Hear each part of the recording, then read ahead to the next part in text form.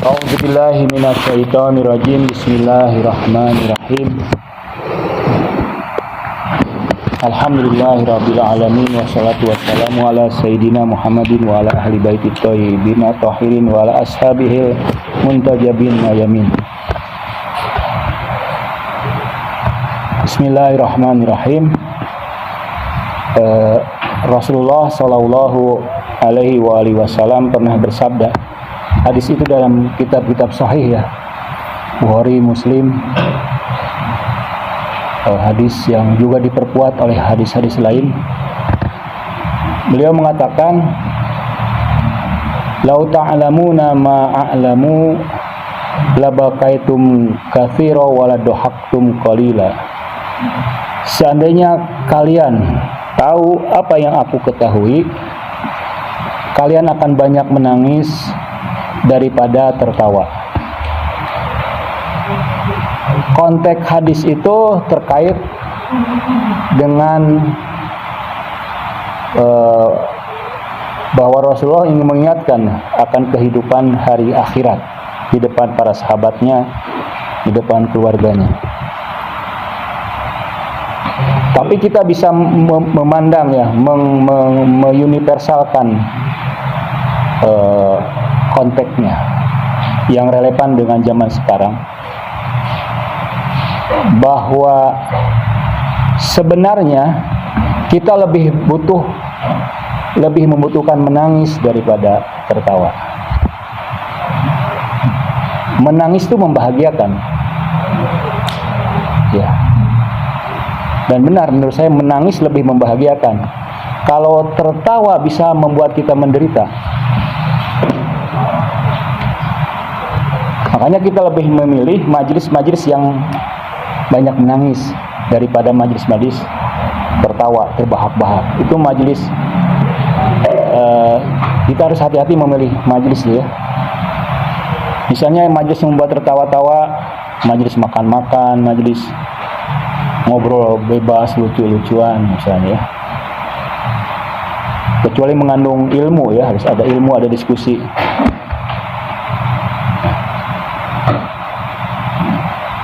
Jadi tradisi Islam sebetulnya itu menangis. Misalnya Anda akan berbahagia kalau menangisi dosa-dosa Anda itu. Anda baca dalam kitab Imam Ghazali ya, Ihya Ulumuddin, tentang bagaimana harus menangis akibat kita mengingat dosa-dosa. Dan itu membahagiakan. Tidak semua orang bisa menangis atas dosa-dosanya. Tidak semua orang. Mengapa dia bisa menangis? Ma'rifatnya tinggi, pengetahuannya dalam, pengetahuannya luas lahir batin, sehingga dia merasa dirinya kotor. Dia merasa apapun yang dilakukan itu tidak berharga. Bukankah amal-amalnya juga kita memang berani, saya punya amal baik ya, saya punya sholat terbaik, puasa terbaik. Apakah yakin Anda tidak mengandung kekurangan? Ini doa ini bentuk ketawaduan kan? Ini doa, ya Allah, saya meminta ampun kalau dalam ruku'ku, sujudku ada kekurangan, kan? Jangan kau siksa aku. Jadi amal ibadah yang terbaik saja kita tidak bisa mengandalkan. Rahmat Allah yang kita bisa andalkan. Kasih sayang Allah, syafaat Allah. Ya. Karena kita akan menangis betapa kita miskin. Betapa kita butuh Tuhan, butuh Allah Subhanahu wa taala. Ya. Nabi itu dalam Musnad Ahmad, suatu hari dari Aisyah ya, suatu hari bertemu cucunya Imam Husain. Jibril kemudian memberitahu, wahai Nabi, ini cucumu akan terbunuh. Nabi menangis.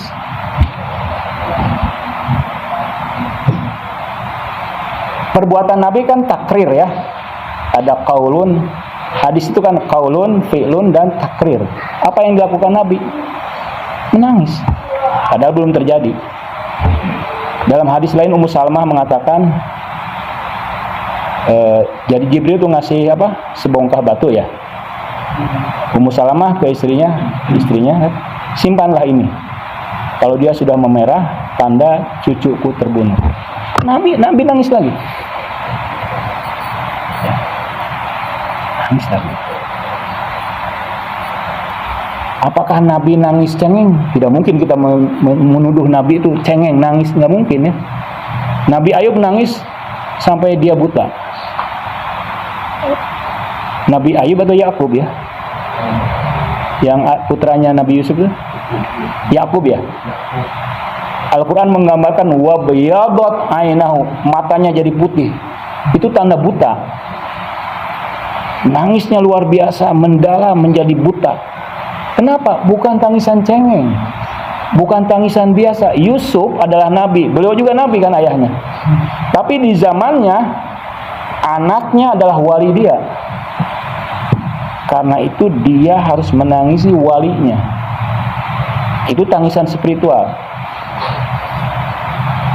Ali Zainal Abidin menangis sampai 20 tahun.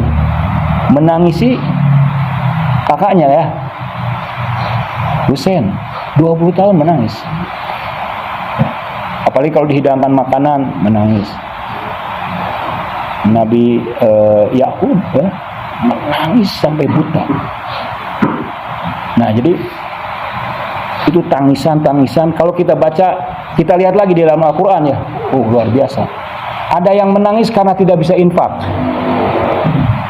Ada yang menangis karena tidak bisa berjihad. Dan banyak ragamnya. Dalam sains, saya tadi riset ya, saya pakai AI, saya minta 20 artikel top internasional tentang menangis menurut sains. Langsung keluarkan AI kan. Ternyata menangis itu banyak manfaatnya. Menangis menyehatkan apa? Air mata disehatkan oleh nangis. Menangis juga memperbaiki mental, kesehatan mental. Ya. Menangis memperbaiki kesehatan mental. Kalau Anda perhatikan tarekat-tarekat di Indonesia ya, kalian sudah mengenal tarekat mungkin ya. Kan ujung-ujungnya guru-gurunya suka menyebut nama-nama kan, Zainal Abidin, Imam Bakir. Jadi peringkat tertinggal itu adalah para wali-wali itu. Nah,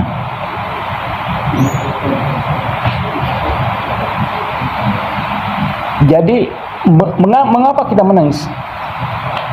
Kita harus menangis. Misalnya kalau Anda punya guru ya, kalau guru sedih kita ikut sedih kan? Guru gembira kita ikut gembira. Jadi husnihim husnuna. Kesedihan mereka, kesedihan wali-wali kita, kesedihan imam adalah kesedihan kita. Dan kesedihan itu menyembuhkan mental, spiritual, fisik, kesehatan tubuh, kesehatan mata. Saya ini, Anda tahu saya tidak pakai kacamata kan? Dulu saya pakai kacamata. Apa? 2 inci apa? 2 min sampai 3,5. Sekarang saya tidak perlu. Saya melakukan sesuatu yang membuat air mata saya keluar, dan itu menghapus apa? Lendir ya, selaput di air mata. Katarak. Caranya apa? Saya melihat yang hijau.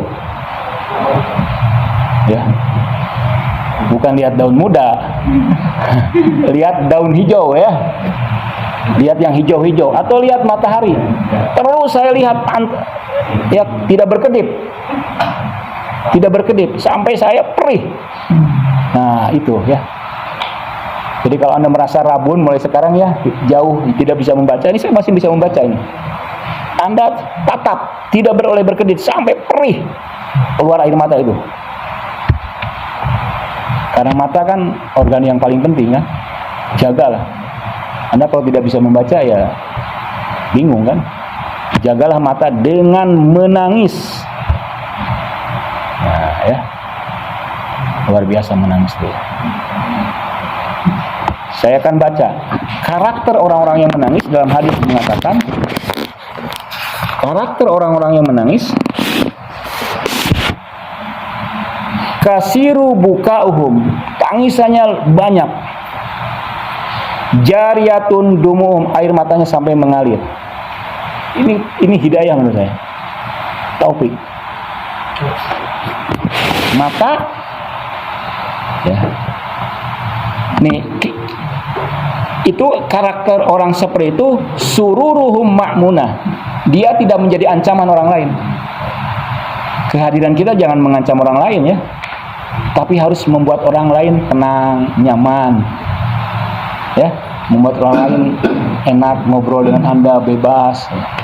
Jangan jadi toksik ya, jadilah orang yang membuat orang lain gembira, diskusi bebas.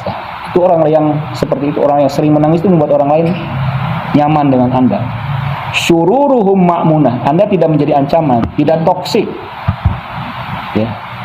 Wa anfusahum afifah, jiwa mereka bersih, suci.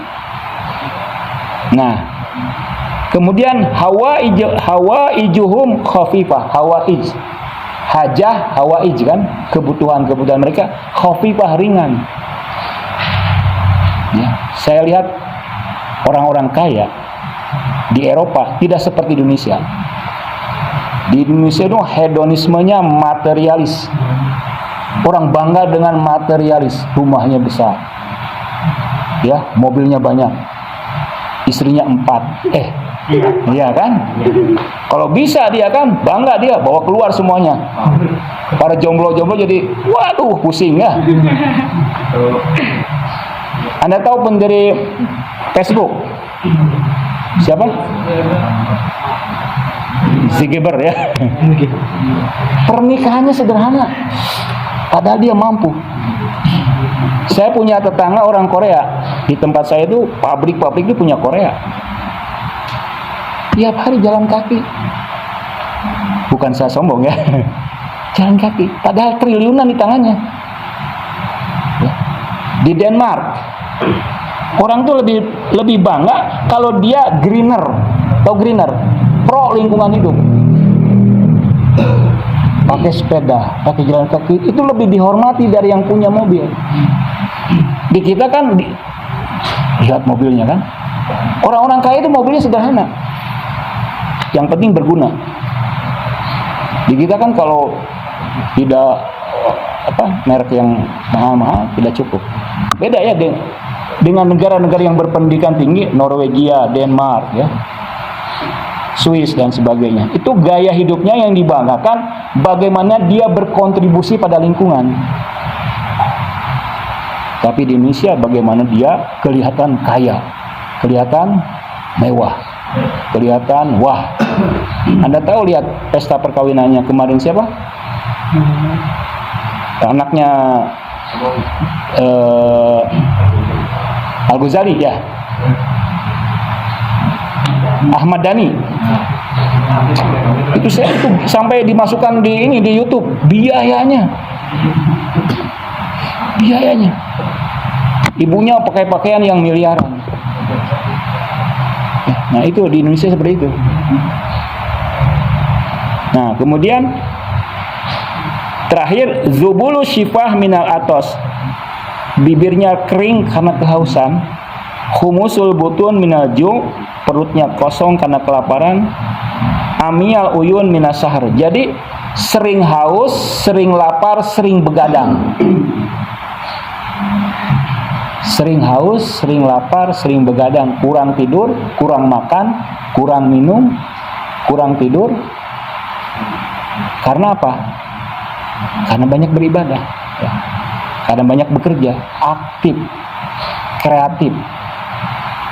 Nah, itu ya, mudah-mudahan kita bisa menjadi orang-orang seperti itu. Manfaat menangisi orang-orang suci, wali-waliullah adalah membuat kita memiliki karakter-karakter seperti tadi. Mudah-mudahan bermanfaat. Wassalamualaikum warahmatullahi wabarakatuh.